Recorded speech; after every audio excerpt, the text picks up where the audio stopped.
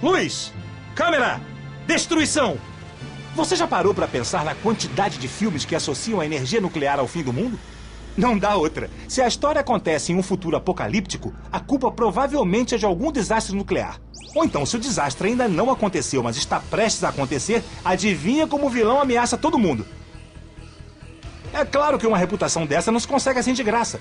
Mas será que as reações atômicas servem apenas para gerar destruição? Felizmente, isso não é verdade. Se olharmos o assunto com atenção, vamos ver que existe uma luz no fim do túnel, e é bem possível que ela esteja acesa por causa da energia nuclear.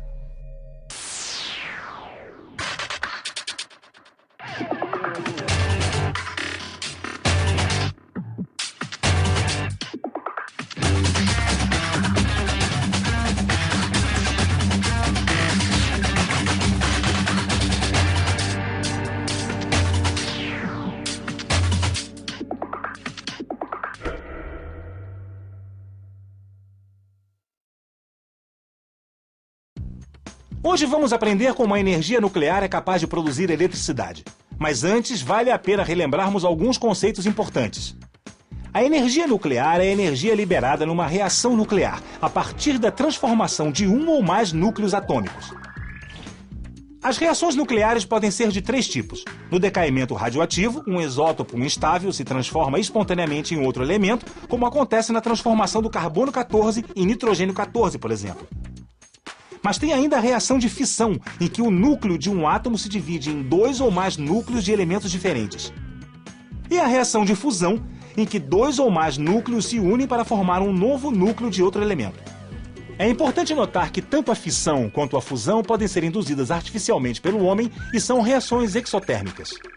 No entanto, além de calor, essas reações nucleares acabam liberando também outras formas de radiação eletromagnética, assim como partículas subatômicas. Quando desenvolvem uma reação em cadeia de grandes proporções, fissão e fusão apresentam um alto poder destrutivo muitas vezes maior que o alcançado com explosivos convencionais, como a dinamite, por exemplo. Não é de se estranhar, então, que a energia nuclear tenha sido empregada na fabricação de bombas devastadoras, como as de Hiroshima e Nagasaki. Aliás, seu uso com fins militares lhe conferiu uma imagem muito negativa junto à opinião pública, o que explica também a forma como a energia nuclear vem sendo retratada até hoje em filmes, livros e games.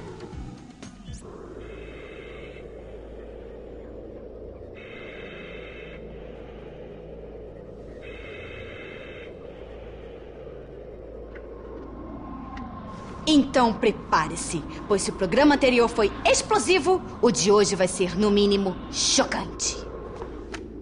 Pense bem, o que aconteceria se o poder energético das reações nucleares fosse usado não para destruir coisas, mas sim para gerar eletricidade? Olha, essa é uma boa pergunta, Kika. E ela começou a ser respondida ainda nos anos 40, com pesquisas voltadas para o controle e aproveitamento das reações atômicas para fins pacíficos. A primeira usina elétrica movida a energia nuclear entrou em funcionamento em dezembro de 1951 nos Estados Unidos. É bem verdade que essa usina tinha uma finalidade meramente experimental e que de início só conseguia gerar a eletricidade suficiente para acender 4 lâmpadas de 200 watts. Mas de lá para cá, a tecnologia atômica avançou muito e o número de usinas e reatores nucleares não parou de crescer.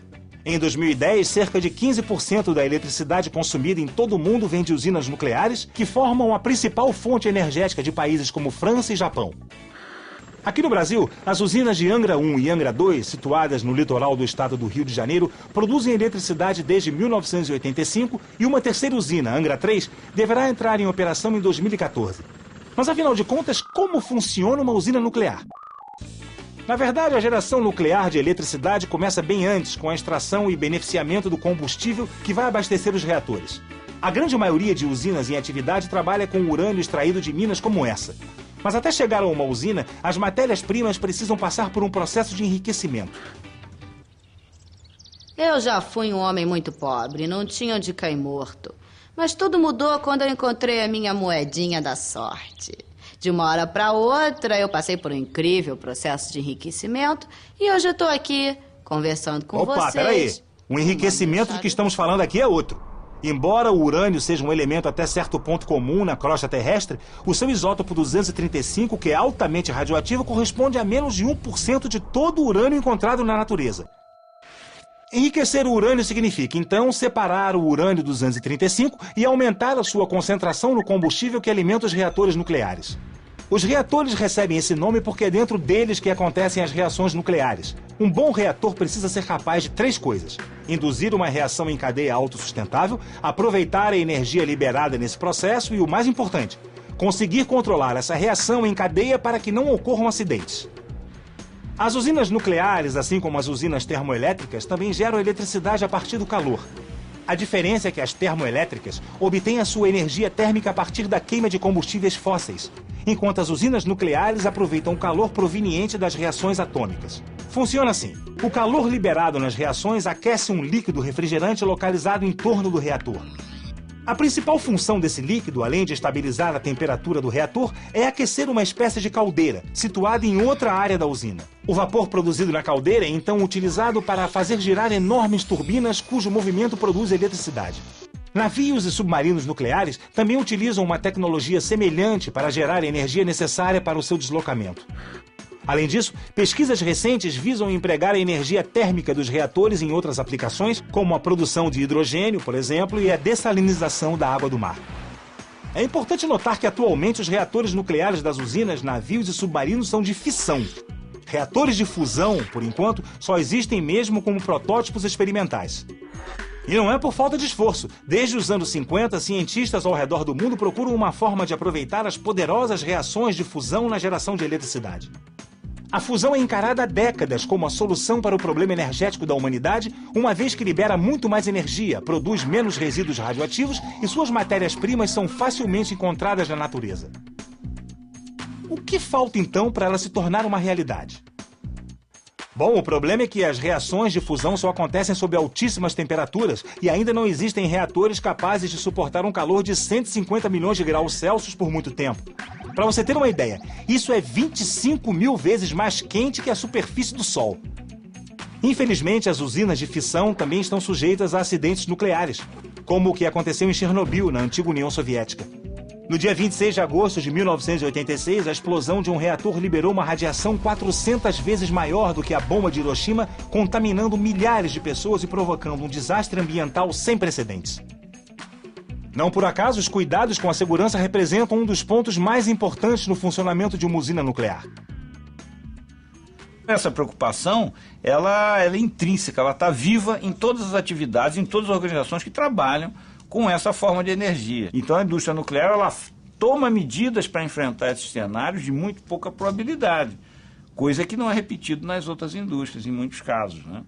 Talvez seja a única indústria que mantém uma estrutura para se preparar com um acidente com uma probabilidade tão remota de acontecer. Porque a probabilidade de acontecer esse vazamento da contenção é muitíssimo menor do que a probabilidade de um avião cair.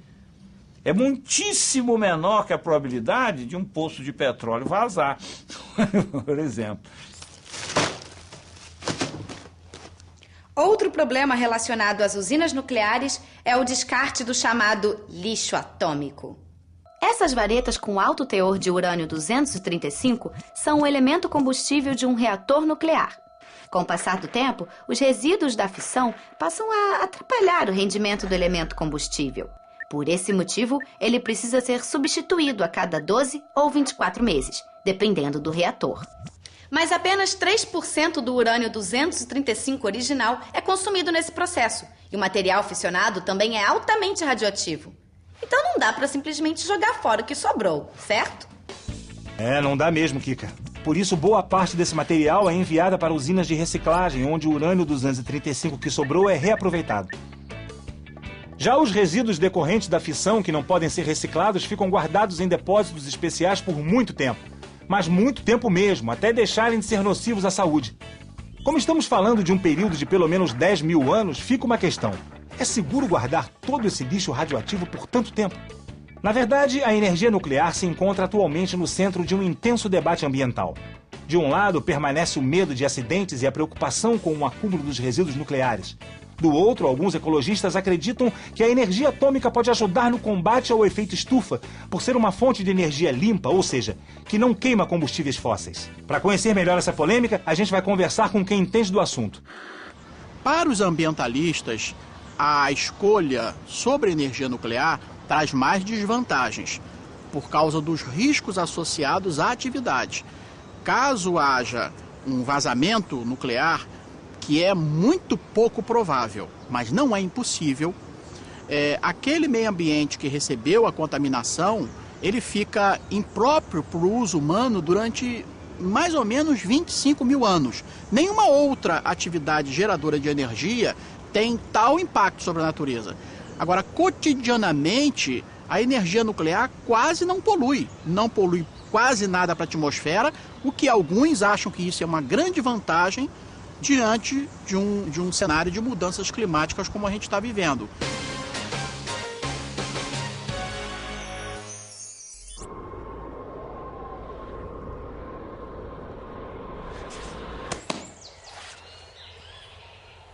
Bem melhor, não? Talvez a energia nuclear seja a energia do futuro, ou talvez não.